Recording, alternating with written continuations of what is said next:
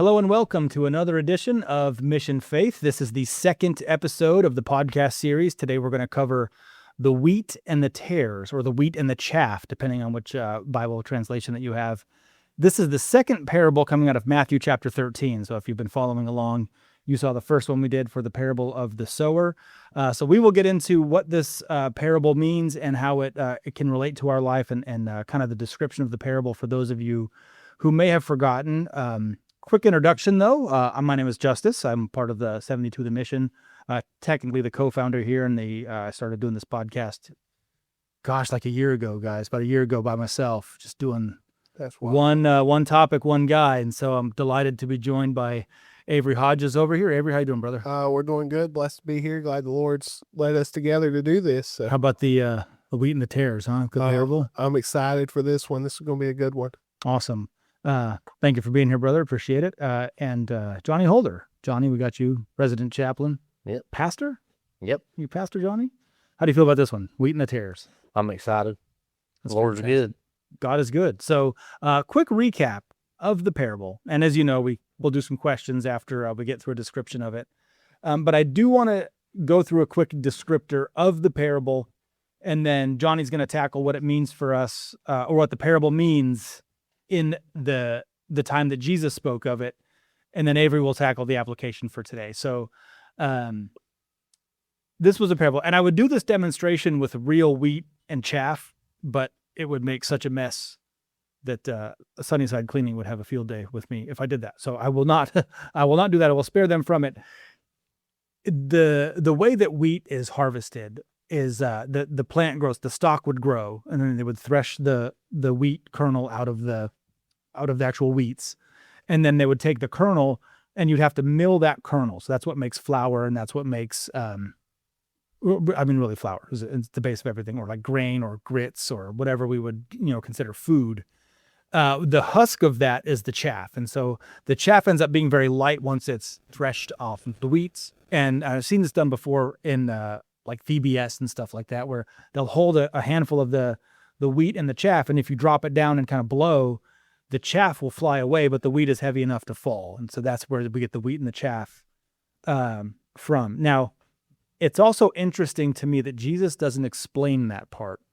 He doesn't go through and say, now let's use wheat and the chaff as an example. Guys, you all know. He used terms that they knew, that was common knowledge. He didn't have to explain it. And so as he's telling this parable, he tells of a farmer who plants good seed in his field, but during the night, an enemy secretly sowed weeds among the wheat. And so when both began to grow, the servants noticed that the servants noticed that there were weeds in the field. And the servants said, well, why don't we just remove the weeds from the field? And the farmer instructed them to let both of them grow together until the harvest, when the wheat would be gathered into the barn and the weed would be collected and burned. And so it's also important to note that they're, in the reference that Jesus is giving people, that other plants are also involved, right? Mm-hmm. So it's not just 100% wheat. It's also, in this case, it was weeds. And so that's basically the parable. We will get into some scripture, but before we dive into that, Johnny, what do you think this means for us today? Yeah. So, we have the farmer who is sowing the seeds. That represents Jesus. The good seed that he has sown, that is, the children of God. And then obviously you have the bad seed, which the devil has sown. And it shows us that good and evil is going to, live side by side until the end of the world. And then when that point comes, God's going to come and he's going to separate the righteous from the wicked, based on his judgment. Yeah, it's pretty good. So we have this story. So some people tell us the Bible is a collection of stories, which I don't like, because the Bible is history. It's a historical document. However, in this case, it is a story. So Jesus is actually telling the lesson in the form of a parable, which to me is more impressive because every word is now important. Jesus chose it and said it. And so, Avery, if you could give us a quick rundown of what this means for us today, like what's the context for today? So I love it. You gentlemen remember I asked a while back the whys. We don't, a lot of the time we look at what happened and we study, what it means, but we don't always ask why. Well, this is a great example of a why.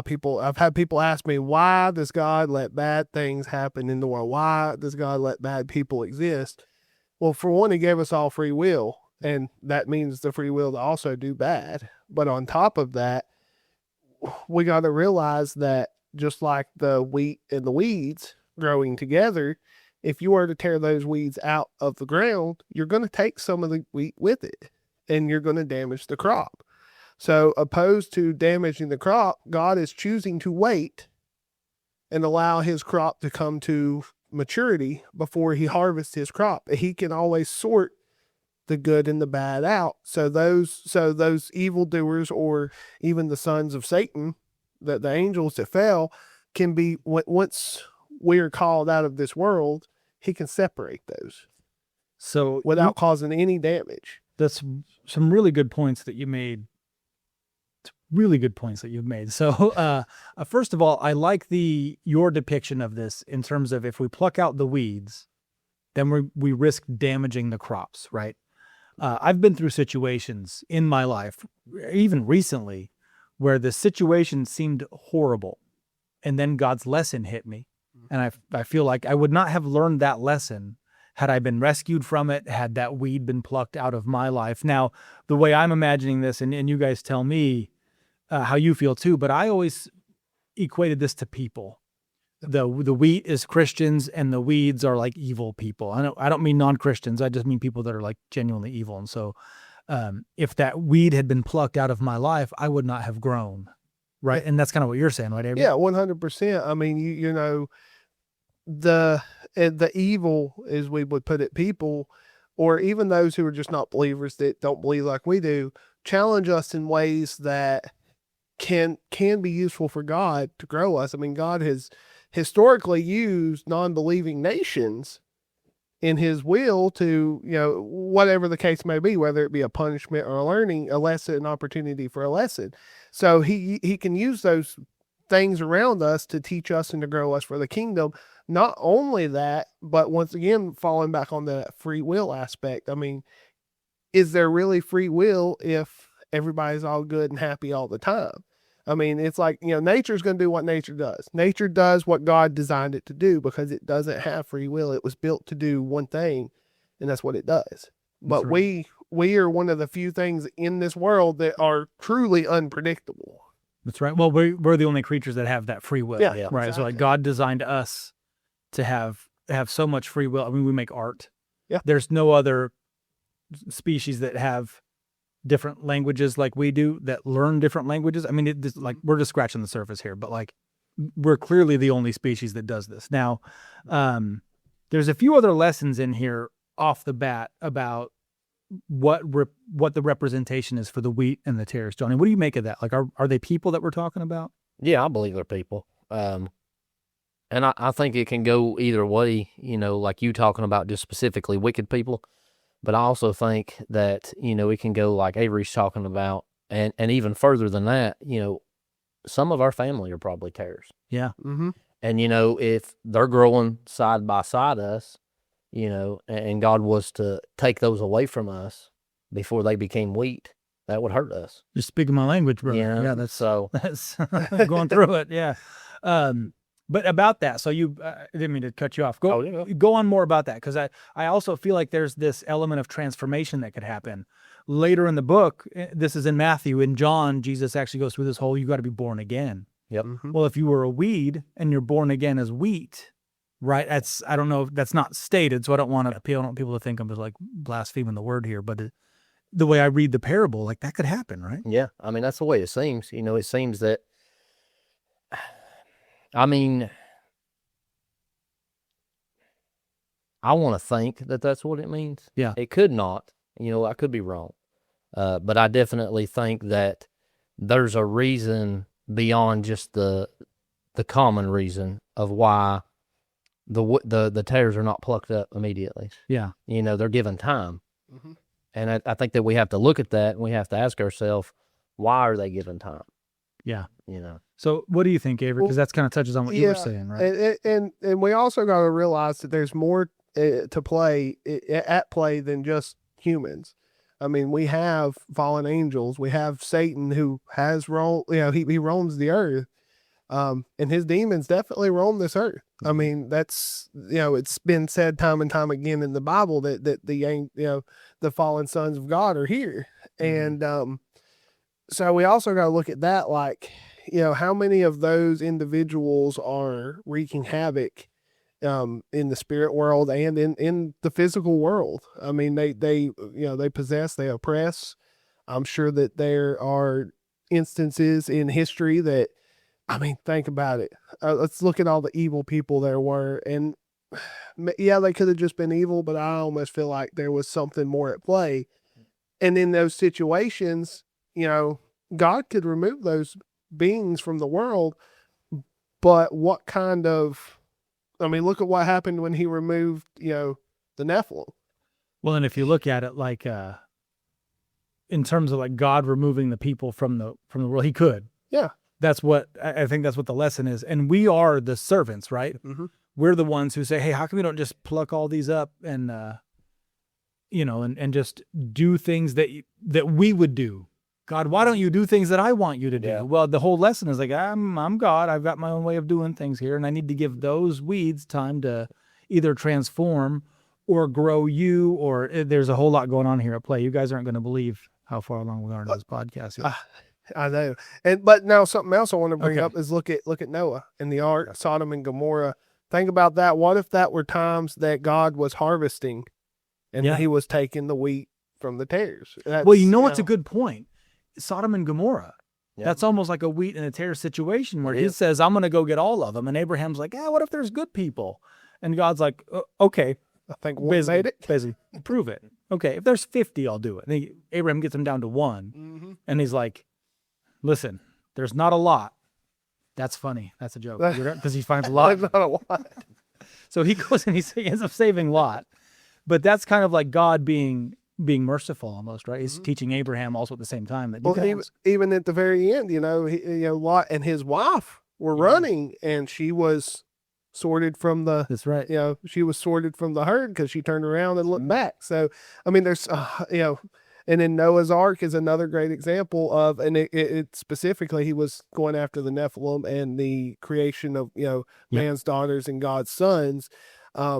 And he removed that. And look at the devastation it caused to do that. So imagine if he comes and takes the demons out of the world, now we're getting into Revelation style stuff. It's all the same thing, right? Because in this parable, Jesus does talk about how at the end it's all going to get burned up. Yeah. Yep. And then in Revelation, there's the big lake of fire. So let's take a minute. We'll thank our sponsors here. We want to thank Sunnyside Cleaning so much for sponsoring us. They do a great job here cleaning the mission for us, and just overall help with this episode.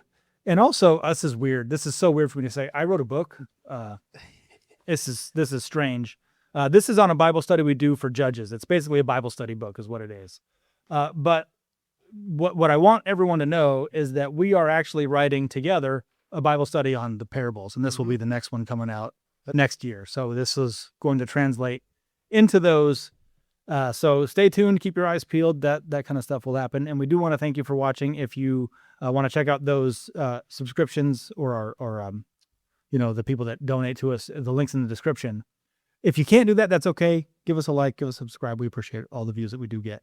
And I definitely encourage you all to check out the Bible study book. It is awesome. It is laid out perfectly.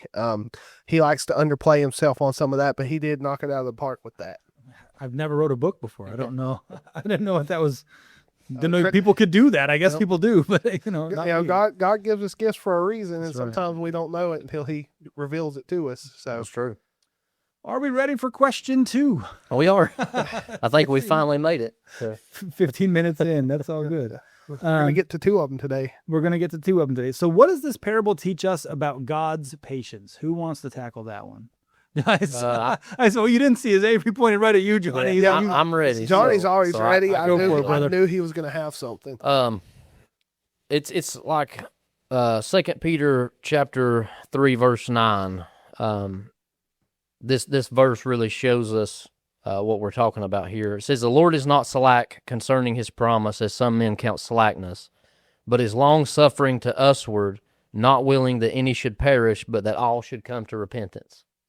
And, I think what this parable shows us is that he's not willing, if we're correct in our interpretation, he's not willing that the tares perish before they have a chance to repent. And he's also not willing that the wheat perish in the process, because if you look at it from a garden perspective, and this is how he was talking to them, as farmers, if you've ever had a large garden and you have your vegetables, but then all of a sudden you have a big rain and it's just covered in weeds and it's bad. What happens is the weeds entangle themselves with the crops. If you try to take out the crops, you're going to hurt, or take out the weeds, you're going to damage the crops. Only the strong ones will survive. The ones that are deeply rooted, the ones that haven't quite yet became strong enough to keep themselves in the ground, will come up along with them. So it shows us that, God is so patient that he's willing to allow all this stuff to happen for a time, because he knows that in the end, when his plan is fulfilled, that it'll be worth it. Everybody will have a chance to come to repentance. So if we want to apply this to our lives today, Yeah. we would think about this in terms of being the wheat. Yep. And we may get entangled up with something we didn't choose, we didn't want, that happened to us, Absolutely. rather than by something we yeah. did, right? Those weeds get tangled up in it. And we, to survive, need to be deeply rooted in the Word. That's right. Is that Well, and I mean, look at what Jesus said. Pretty good Jesus lesson. said, a man's foes will be they of his own household. Ooh. So how many times, how many situations do we encounter where we're so worried about the people that we love the most in this world, That's right. and they're tares. That's what they are. Yeah. They're weeds in our life, and for other people. And if God was just to come and take them all away, what's that going to do to us spiritually? Because then we're going to question, well, why? Why so soon? Why didn't they have more of a chance? And that might hurt us spiritually, and God knows that. And he knows that we depend upon, unfortunately, evidence. We do. We really do. We just do. Mm-hmm. We're supposed to live just by faith. We're supposed to walk by faith. But, 9 out of 10 times in our life, we're looking for the evidence. Well, for us to, unfortunately, for most of us to have faith, we've got to have some kind of evidence first. I mean, that's just where it boils down to. For us to start believing, we need time to grow that faith. So since faith is one of those things we have to develop, like you said, when your roots are shallow, your faith is weak. Yeah. And it wouldn't take much to dissuade you from following God. You might even, border on the side of blasphemy if something was to happen, and God exists, he's there, but then you're like, what's he doing for me? And then that's where you start that slippery slope to committing blasphemy. And we all know once you're there, the thing is, you're going to know you're there. You're not going to care. Yeah.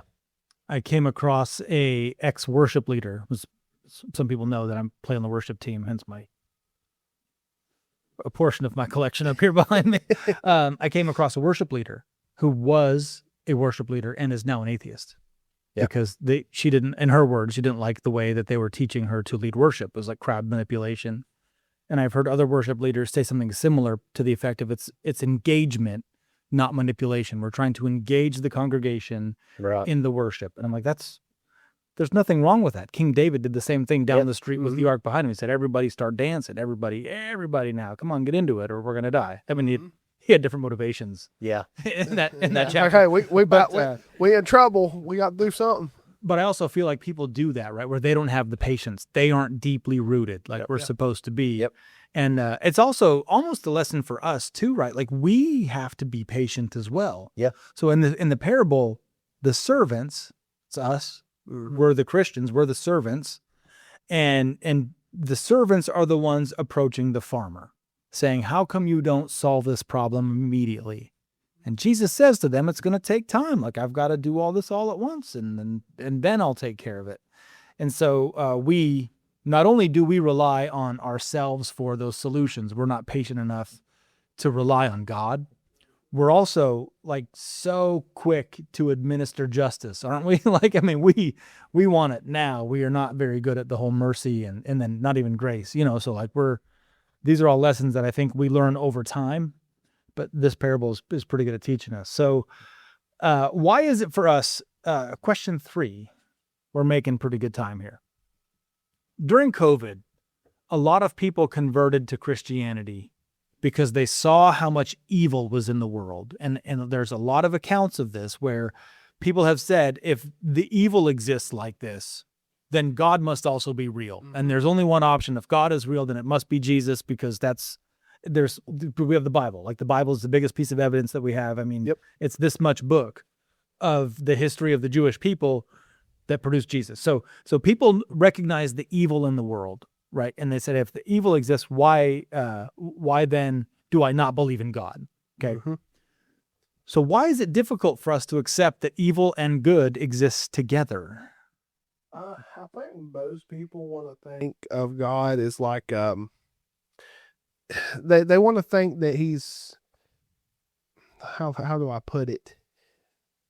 That he's just going to create us and without free will. I mean, that's what it boils down to, is they don't realize that free will gives us the power to choose good or evil. We create the evil. And it's and even back in the story of Adam and Eve, we chose with our free will to sin, to disobey God. So what is sin? It's just disobedience to God. So, eating an apple, like if I ate an apple right now, that's not a sin. But, or whatever, the fruit's been. I got you. The fruit, but eating fruit is not a sin. But if if God walks in and says you are not to eat that fruit, okay, now it's a sin if you go against God. So, and then a lot of this was sowed by Lucifer. Yep. As a snake. So if you look at it, God created Lucifer. Yes, Lucifer became jealous. He has some sort of limited free will, but even he knows better than to, go against God. So I think everybody, they hear it, and that's where we get the whole, the stories, the calling the Bible stories. We paint all these pictures when we teach our children about God, of all this, happy endings and bright colors. And so you get that kind of fairy tale theme going on. Well, what always happens at the end of a fairy tale? Something good. It's always a good thing. So then now we're like, okay, well, if God is so good, then why can evil exist? We got to realize God did not create the evil.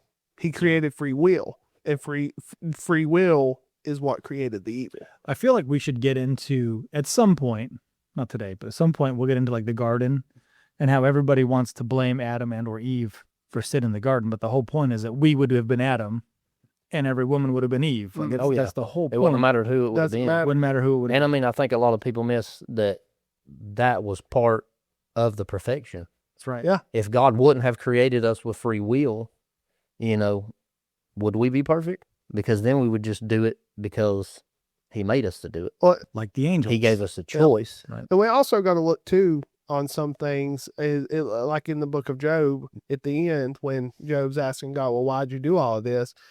We got to realize that we don't need the answer to everything. Mm-hmm. I think that's what God was essentially saying to Job. He's saying, were you there when I created the well? Were you there when I did this? And it's like, so why are you questioning my decisions now? We don't always need the answer. We don't always need to know what's going on. Sometimes we can just accept that there are things going on that are completely above our heads. Yep. What kills me, it kills me because people will be like, it's above my pay grade when we're talking about something worldly, or we're talking, we're like, well, say me and you were sitting down talking about rocket science, and Johnny's over here like, yeah, it's way above me. I'll never understand it. And I'm not saying, but that's just the way we are in the world. Why can't we accept that there are things beyond our comprehension when it comes to God? That becomes such a tricky conversation, right? Especially with atheists or people who are struggling with belief. Like, if we don't have every answer, it's almost like we're looked down upon, right? And then people call us judge you. Yeah. Mm-hmm. But like, I'm okay with that. I'm okay with not knowing. But then other people, more often than not, are not okay with me not knowing. Yeah. Like, we don't even know what I go on faith, right? Yeah. But I have to know everything. It's kind of looking weird. at the same person that says that, though. I mean, how does your camera work? How does this microphone work? A lot of people, there's a lot of people that could explain the details of how that works, but not everybody can. Yeah. And it's like, well, you're okay with not knowing that. Most people don't even know how half the stuff works. It's funny. Do you guys know who the comedian Nate Bargatze is? He's got this hilarious skit So who says he'd be the worst person to go back in time because he'd like bring his phone and it wouldn't work. And he'd be like, well, this thing could tell me where everything in the world is. How does it work? And he's like, I don't know. Satellites? What are those? I don't really know. Like all the things that we have today. And it's this hilarious skit, but it's true. Like we don't know anything, but most people don't know how a combustion engine works in their car. I was about to bring that up. If your car broke down today, could you fix it? And the answer the majority of the time would be no. Nobody can fix a Tesla. No one person. Somebody knows what part could be broken, and then somebody else can make that part. It's all segregated now. You can't. Nobody can you can't manufacture a carburetor anymore. Yeah. Back in the day, on a '67 Mustang, you could rebuild the whole carburetor, and now your engine works again. Unless you blew. I used to make my own gaskets out of cardboard. So yeah, you could make your own gaskets out of cardboard, paper. Yeah, whatever you needed to do to get by. But how many people would break down and just not know what's going on with their car, but they're okay with that. But then we get into things that are well beyond our comprehension. Right. I mean, we've got scientists that study theory, all this theory, and it's like, well, we don't know for sure. They're okay with that answer.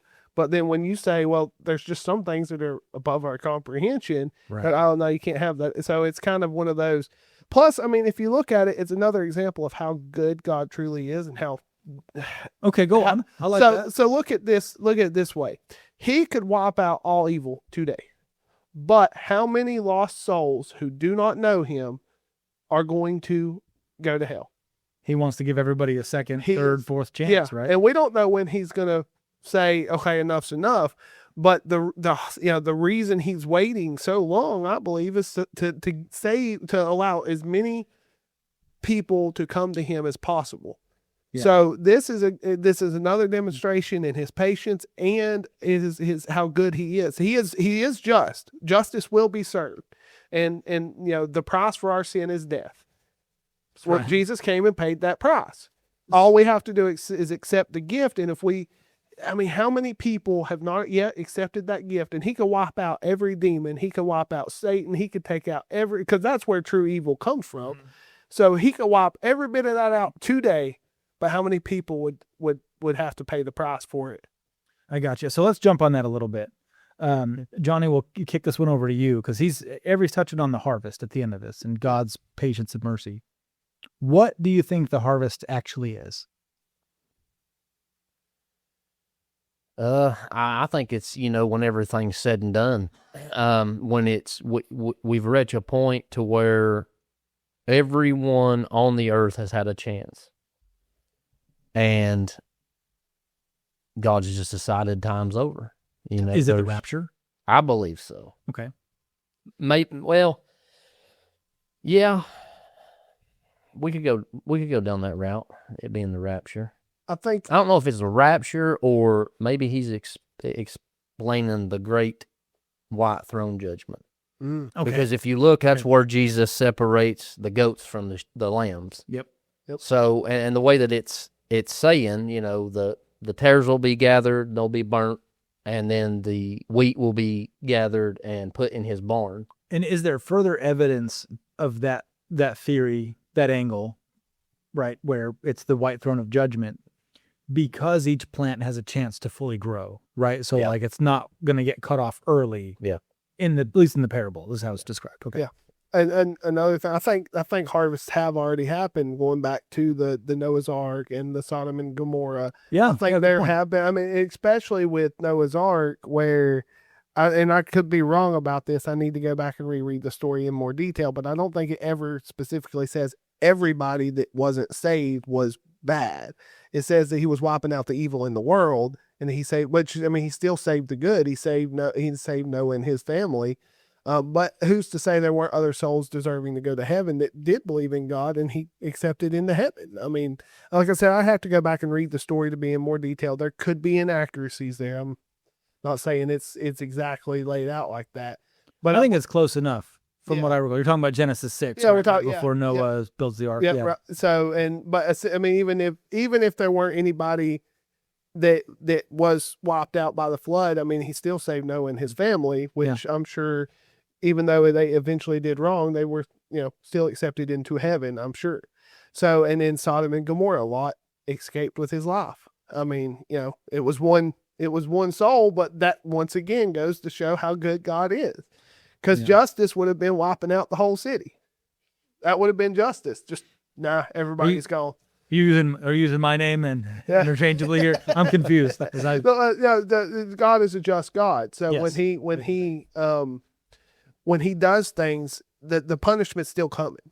That's right. So Sodom and Gomorrah deserved to be destroyed. That was their punishment. That was justice being served. That's right.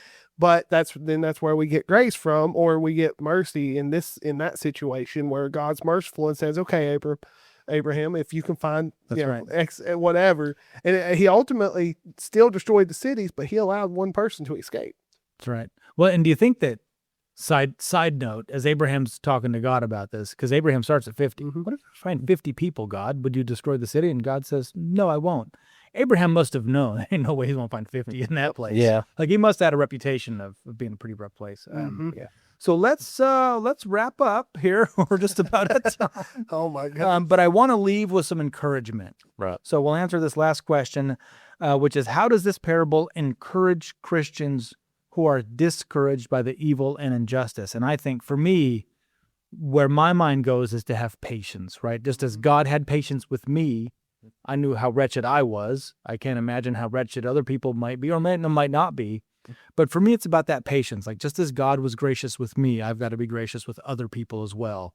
And it's a lesson I'm still learning. I don't have it. I don't know like how to execute that all the time, but I think that's the thing that we need to learn.